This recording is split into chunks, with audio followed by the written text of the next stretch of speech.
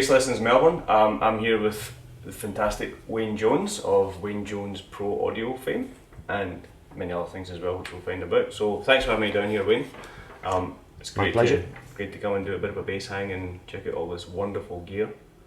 I'm just going to ask you some questions about your background and how you get started and all this. Is that Sure. cool? Yeah. So, can you tell us a bit about how you got started playing the bass? Playing bass? Yeah. I used to be a drummer. Right. At the age of 17, I had a really bad accident with my hand. A guitar player got me a job. The first half hour I'm in there, a machine squashed my thumb. See that? Oh yeah. I couldn't hold a drumstick anymore. Right. So what does a musician do? What's the next best thing to drums? Bass. Bass. That's how I got started. Right. I've been playing since I was a kid. I stopped for a while, and around about the age of 23 I started up. Okay. I've been playing professional ever since. Yeah. So just like local bands, cover scenes kind of thing? Yeah, both. Yeah. I used to write when I was about 17 or 18. We had a band and we wrote, and we actually supported the band Chain with Michael Ganinsky. My very first tour was off on the road with Michael and Chain supporting them, and I wrote most of the material for it.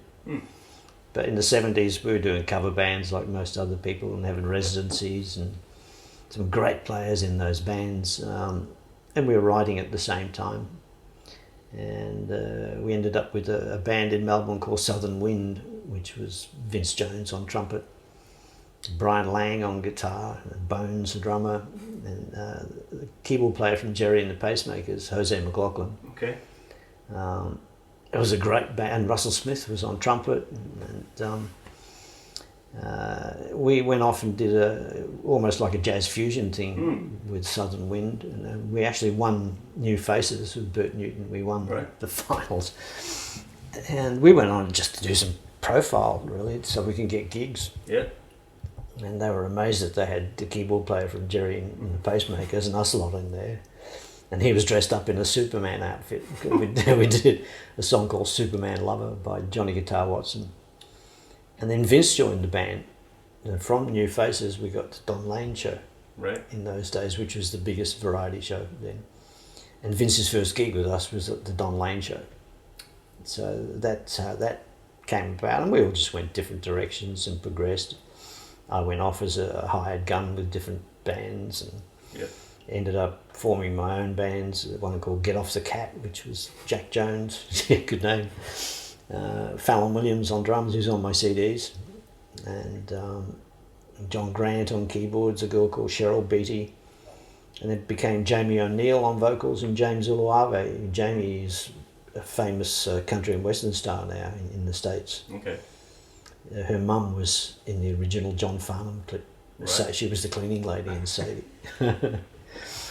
And James Uluave sadly passed away. He used to do backups with Jimmy Barnes and Kylie Minogue. So it was a hell of a band. We were just doing covers as the Australian scene was like. Oh, it's pretty much the same now as well, I think. Yeah, except the money is not the same. It went down in the 90s. Then I ended up going off with Jabulani, which are a great South African band. Okay. And then out of that, I was playing in a club called the X Club right next to where Jabulani was playing. I was waiting for the gig with Jabulani. And Mossy was looking for a band, and the drummer that was in one of the other bands at the X Club put me in for the bass player. So I ended up with Mossy. And the guitar player with Jabulani ended up with Mossy as well. He wanted to blend some sort of funk black feel with the rock, similar to Living Colour were doing in those days. So and we could provide that. Cool. So I ended up with him for a while. Yeah. And ended up with Relax with Max and just doing corporate sessions with God knows who, from Matt Hetherington to Dale Ryder to whoever rang up and says, can you do this? Just like most people do now. Yeah. Until one day I sat there and I've got the really bad tinnitus from playing with Mossy, unfortunate situation, but I stood on stage with Matt Hetherington at the casino and my ears were just clamming up and I went, nah, can't do this anymore. And I'm looking at the audience thinking, great, I'm doing the same clubs, the same gigs, probably for less money than it was years ago. I've got to get off this merry-go-round. Mm.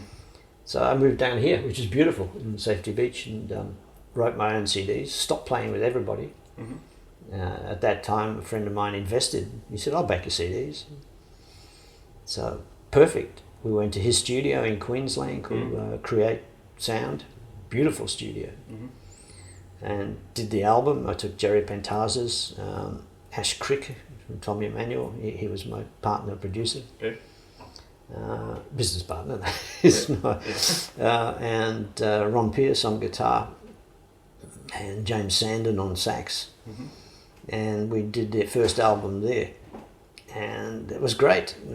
Then I decided, well, where am I going to market it? So it was more funk jazz, very melodic with a 6-string bass, 2 basses.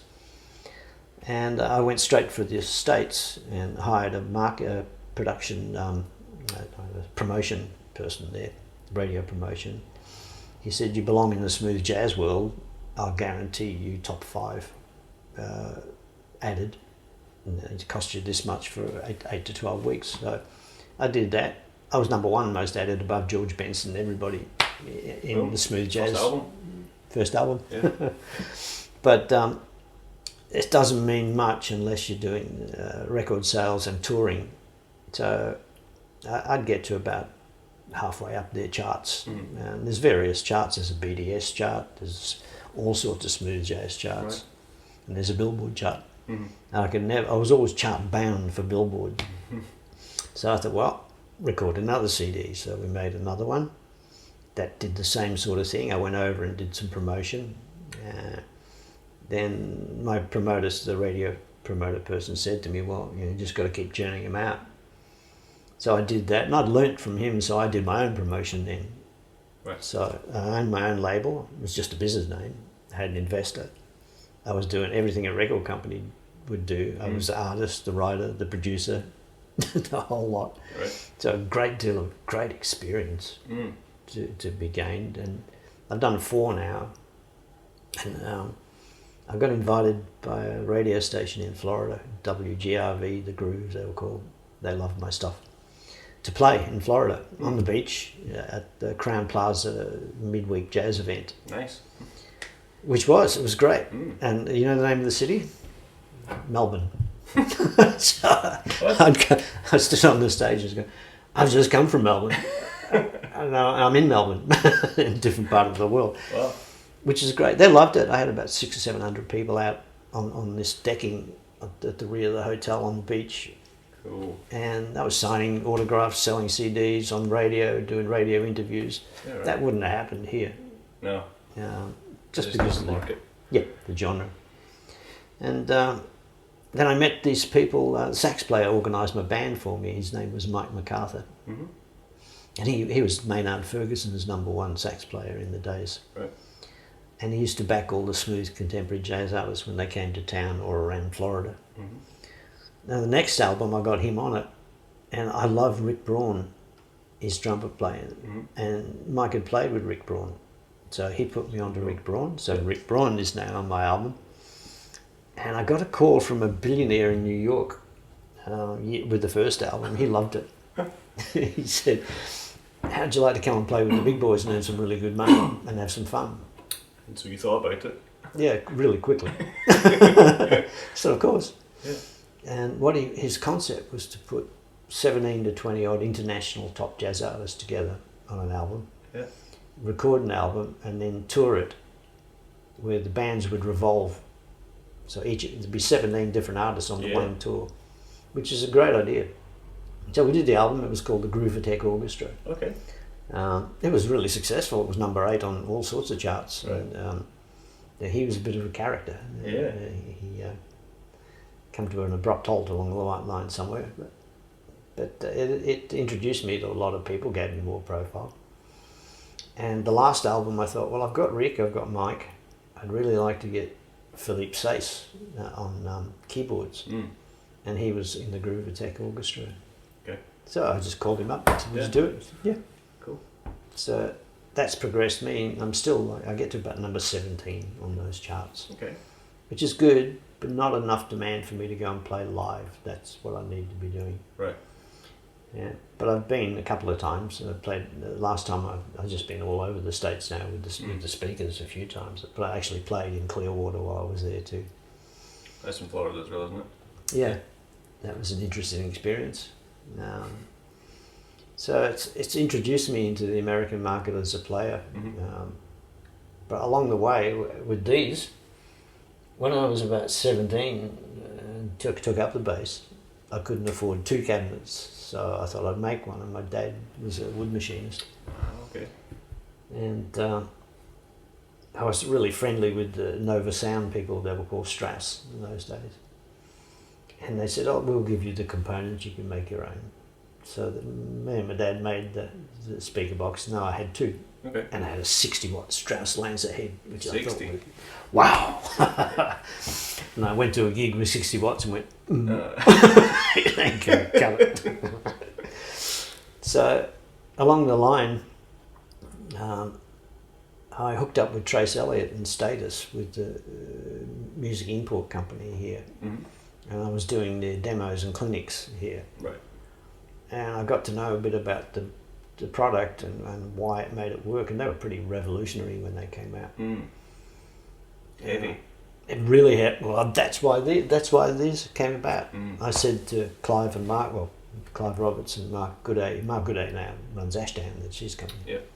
I said to Clive, why don't you split this 410 and make it two 10s? Then they're more portable. And he said, funny you mentioned that, we've done something like that. But what they did, there's the cabinet looking at you, they split it, but then they tipped it up that way and faced the speakers out that way. So it was really thin. Okay. Yep. So it had no depth. You just lost the plot, and the beauty you had in your cab was it was deep. Yeah. So I said, well, I'll go off and do it myself. When was this? Back to in the late 90s. Okay. I think. So you built your first one, and then you were with Trace Elliott, and then late 90s you decided to go back and build again. Yeah. Right. Yeah. So I did that, and I got together with a company, Lawrence Audio here, and Sound Solution were my crew, who are now Deluxe Audio. There's Dave and Tony, and they were my crew with Get Off the Cat, that band. Right. And I'd said to Dave and Tony, well, do you want to make these for me? This is what I want. I drew them, and this is what I want out of the speakers. And they went off to Lawrence and said, can you design this speaker? But they ended up having an off-the-shelf speaker. But they were still really good. Is Lawrence car audio? Did he do car audio stuff? No. No. He does. Else. He does do some things, but no, he doesn't. No. Not really. And so they did that, and they were made by Sound Solution. That was their company. Right. And they were good. I sold a fair few of them. They were 210s. They were really, really light, and a 15, and some piezos in the horn. Okay. So you could have a 3-way setup. Yeah. And I wasn't that happy, really. I thought, well, this could be better. So in 2001, I went to Lawrence, Mikhail Barabas, his name. I said, I really want to redesign these to what I wanted in the first place.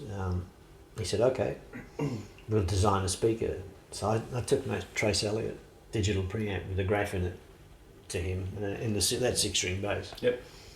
I said, I need this to come out of the speaker first before I even touch any EQ. Right.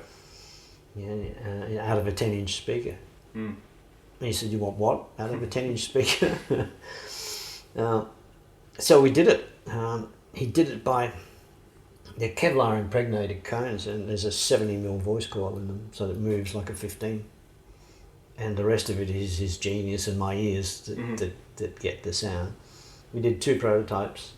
I thought heavily about marketing, and I went straight to Bass Player magazine and said I need a review and a full-page ad.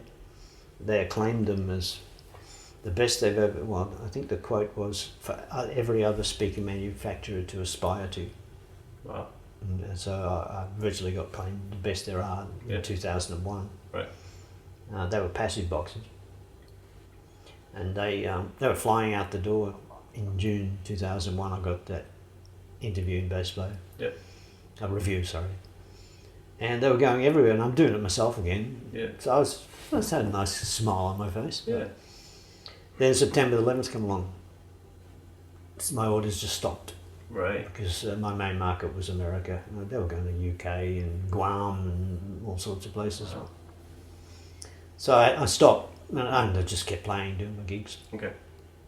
And a couple of years ago, I spoke to the guy that gave me that review and asked him whether he'd be interested in coming in with me and starting up again. Right. And he was. He said, well, ever thought about power cabinets? And he knew the company that I use the power amps with. Excuse me. So I thought, well, that's a good idea. Then you just need a preamp. So I built these. I already had the drivers. Didn't need to fix them. Okay, But I so fixed. it's the same drivers. Yeah. I didn't need to fix anything except maybe the weight because they were made out of MDF. So I made these out of poplar ply, which are lighter. And I thought, okay, I'll also make them more portable. So I put the pull-up handle and the wheels on them. Yeah. I thought, right, I'll use a different tweeter. Only because the person that made mine, he went out of business and took my moulds with him. So I fired up again. I made the prototypes and I didn't have to do much. I looked for all the best components I could get for the finish, which is the hardware is just peripheral. I looked for decent handles and the same corners were great. Yeah. If they're not broke, don't fix them. Grills were good. So I looked for the best carpet I could get. This is the most highly rated UV carpet you can get as well.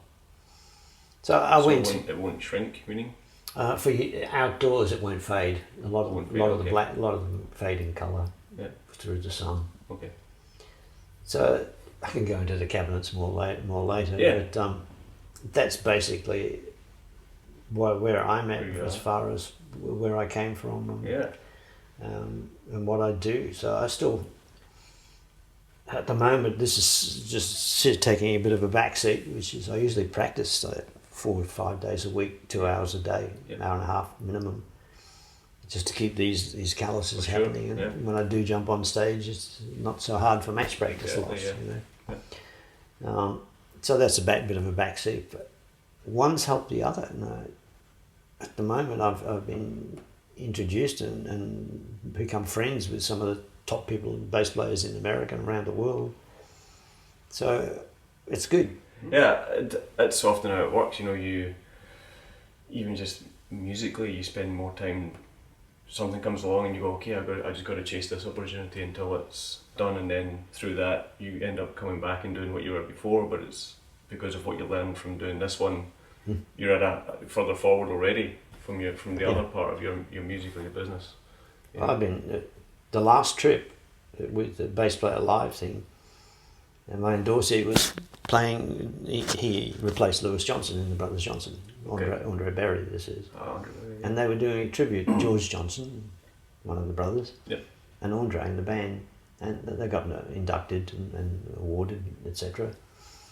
And I was there in the room with him with his bass rig. And before they went on, Chris Jizzy he's the head of Bass Player magazine, was backstage and he says, "Oh, this is Verdine White, this is Jerry Jamont, and this is Marcus's manager." So, hello, what a privilege it was for me to meet them people as a bass player, and as far as what I do. So you don't get those opportunities every day, and they're sitting side stage while Andre's playing, is Verdine White, Jerry Jamont, and Tal Wilkenfeld, the three of them. Cool. They're just sitting side stage, and I'm looking up thinking, great, you're getting a really nice earful of my rigs, with Andre playing. Yeah, Andre's an amazing player. Yeah. Fascinating. So going back to bass playing, is there somebody in your career who's really kind of influential, and did you have a teacher who was really influential in your playing, or? The only teacher was me, right. And the world. Yeah. In those days, when I decided to take up bass, it was in the days of the Beatles and the Stones and all that, and blues with John Mayall. So you had the needle on the record. You learn a bit, you lift the needle off, you put it back on, you learn a bit more, and you learn all those songs. And I was writing at the same time, so I'd be playing who was in the Uriah Heep,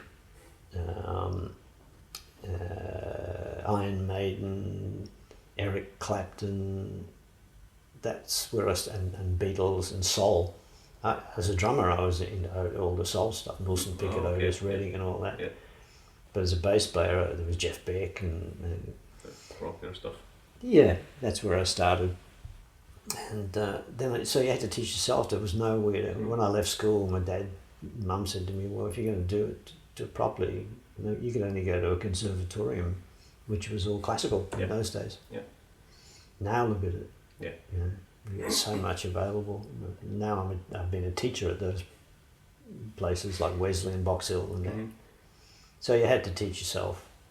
But along the line, you think, I really know what I'm doing. So I learned about modes and scales and chords. Yeah. And went, okay. But your influences are all the things like with Southern Wind, we were doing Lee Ritenour, Larry Carlton. Okay. All that sort of stuff. So I'm learning all those bass lines. Wilton Felder was phenomenal in those days. Right, yeah. But he went to sax.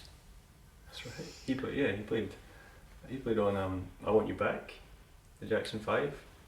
Oh, I think he may have, yeah. I don't know what else he Right. played on outside the Because Crusader. I remember somebody posted a video up going, Wilton Felder, great sax player, and I was like, don't you mean Wilton Felder, great bass player? And I didn't know he did both.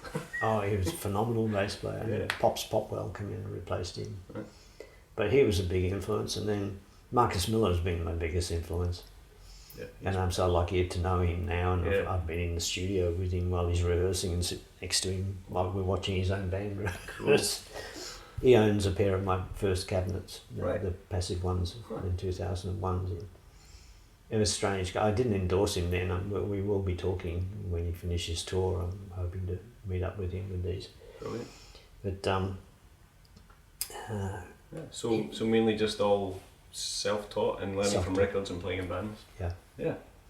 But then to the point where I became a masterclass technician and was going in teaching other people. Yeah. So it comes to you. Music is expression. It's emotion. It's. But this is a tool. Yeah. And the rest is theory. But it's The rest is it's really just time. Anyway, if you spend enough time on it, you're going to get. Yeah. You're going to get that. You've obviously put in enough time. Yeah, I think so. Yeah. If you could go back, back in time, whatever, is there some advice you would have given a young Wayne Jones? Not really, because it was all appropriate for the time. Yep. Hang on a second, we got some bins going past.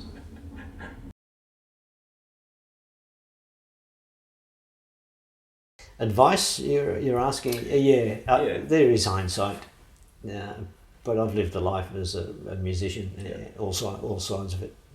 The advice I would give would be more, think more as a business, enjoy it at the same time, but really add more of a business sense. Earplugs? Earplugs, definitely. And a lot of younger players do that all the time now. Mainly the business and how to it's a family and it's a people thing, so I've always got on with people, but you learn along the way how to relate with people anyway. So I wouldn't give myself any advice now. Advice to a young player now? Yes, definitely. Would be okay.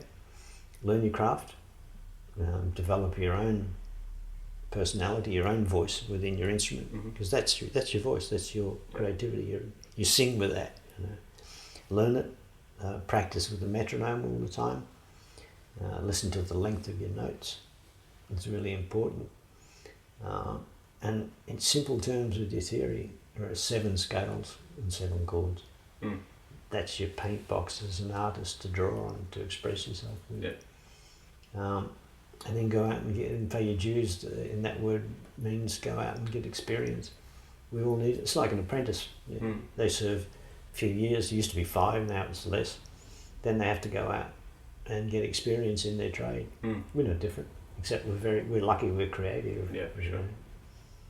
Yeah, no, it's good advice. So along those lines, what do you think are some of the most important qualities for being a good bass player?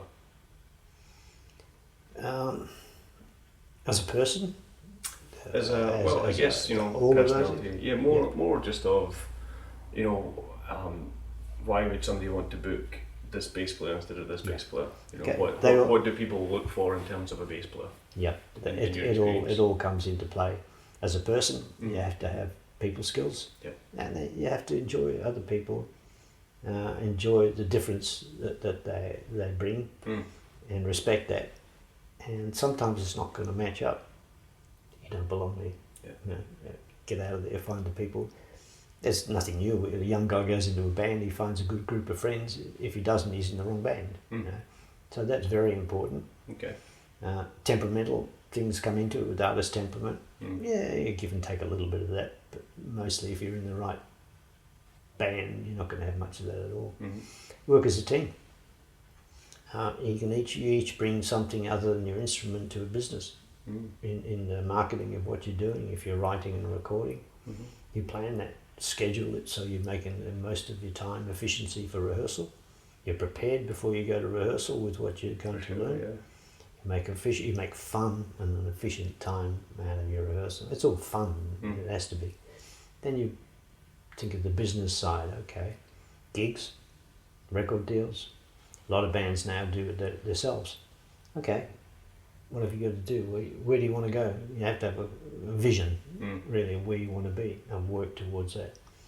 A young bass player, okay, I'd like to be touring. I like to have videos out, CDs. How do I do it? One, learn your craft, learn your skills, learn your instrument, learn all about the sounds. That takes time. Get together with a group of friends or a band that want to do the same thing and go to the same place and put in the work. Write and arrange and produce your songs because it's your material. And then work with a producer if you need one that knows where you want to go. Okay, I have a CD in my hand. How do I get gigs? How do I get that on radio? Welcome to the world of how do I get a gig? All right. It used to be you go knocking on an agent's door and they wouldn't listen to everything. You have to create a demand. No, the agents will come to you when you create a demand. So best way is to go and put on your own gig somewhere or go and support an act somewhere. That's always been a great one. So people get to see you. The more support you do, the next time around as you get gaining momentum, you may get a headline show. That's how record companies do it. When they start off a band, they'll put a band on support of a major headliner.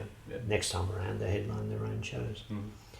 Okay, so you can go to a record company and let them do it and give up a part of your percentage of sales, etc., and then you get what you negotiate. It's as simple as that. And agents, that all goes hand in hand. That's somebody else doing it for you. So you've got to oversee every bit of it with a good lawyer. If you do it yourself, they like that too. Then a lot of record companies won't sign anymore because a lot of people are doing it themselves. So you can record your own stuff. Your guitar player does great artwork. Oh, can you do the cover? Okay. How's this? Yeah, that's good. Can you change that? So you're working as a team. So you have your product. Okay, let's go and shoot some video on YouTube. Got a mate that does good videos? Or can you afford to pay a professional? Then you've got some YouTube stuff happening. Social media, Facebook, YouTube, the whole lot. You have to have that happening. And all right, I've got that far. How do I get to radio? Okay. You get to radio by them liking what you're doing and you get it slotted in. Record companies have more clout than an independent. So if you're not creating a demand for them to play it and then for them to get their ratings, again, it comes from the artist. You have to create the demand. Record companies can go around once a week and shop new artists. They've got a lot of clout. I was in a band called FX years ago and we were signed to Glenn Wheatley's, and we were also through RCA in those days, which became BMG. And our manager was Nathan Brenner, who managed Split Ends and Men at Work. And we wondered why we weren't getting enough airplay. So I was representing the band and had a meeting with the radio station, which was Lee Simon and Eon FM in those days. And Lee's great. So Nathan and I and Lee sat down and said, well, how come we not get enough airplay? And they just looked at each other. They knew. They said, well, Elton John might have a new record coming out. So we're bound to push Elton John more than you. Yeah. Especially around October to Christmas time and all that. Right. So it's a business, and whoever's got the most earning capacity gets the airplay. In the States, I've done this myself and I'll highly recommend it. I've had my product in my hand. I've gone to a top radio promoter in my genre and say, will you get me airplay? I paid him $4,500 American, I think, for an 8 to 12 week push. Right. And he guaranteed me top 5. And that's where I got number 1 most at it. So they do their job. Yeah. It's up to the record after that. Yeah. So that gives you your name. So and then you gotta keep the ball rolling after that. Yeah. Yeah. Just gotta keep it going. Yeah. And then you gotta get out there and play live to promote it. Yeah. Then you want to, when you do get to playing live, you want your CD. Like CD sales, they're not CDs anymore. They're MP3s most of the time, downloads. But for me, in my genre, it's CDs as well. Yeah. And if I play live, I have CDs. You have your merchandising. For sure. Yeah. So live stuff is more fruitful than the record company stuff. Yeah. Record companies have been wanting to get in on your live stuff a lot. They call it a 360-degree deal. Yeah. So that's the advice I would give any young musician or band starting off now. Yeah. It's a great time for them. It is. There's lots of possibilities, you know. But it also feels like there's a lot of. It feels like there's even more musicians and artists now than ever. I think it's harder for people to find your music. Yeah. Than before. If somebody searches online for whatever, there's going to be, you know, every cat and his dog. There is. Yeah. It's there's pretty something much up there, you know. So you gotta. It seems like you have to try even harder to poke your head above everything else to be seen, to be heard. But like you say, if the material is good enough, and you've put everything in place to get it in front of enough people, then if the material is good enough, then it should stick. It should stay, right? Yeah. Yeah. It's never been any different, but there's just, like you say, there's more of it now. It's saturated with a lot of, and a lot of it's not good. You know, it's formulated. You never remember some of the stuff that in years to come that's been pushed out now. Yeah. Never. So it's a good time. And for me, melody always comes through. Yeah. And if you're remembering a song, you're not going to remember a rap tune much unless you want to remember the rap, but you'll always be able to hum or whistle some melody or from any song from years ago, right up to date. You know. Melodies are key. Cool. I reckon that covers everything. Cool. All right. Pleasure. Thanks for stopping by. No problem. Thanks for having me. That's my pleasure. Yeah, we had a bit of nice playing going on there too. You play well, and that bass you got is beautiful. The F bass. Yeah, F bass. I mean, there's spoiled for choice here, really. Yeah. We'll get into this in a minute, and they're probably my 3 favourite basses. With the Status, if I wasn't playing that, I would have played at F bass. Right. Until the Federa come along. So. Yes. Cool. Thank you. Thanks, Wayne. Cheers. Bye, bass players.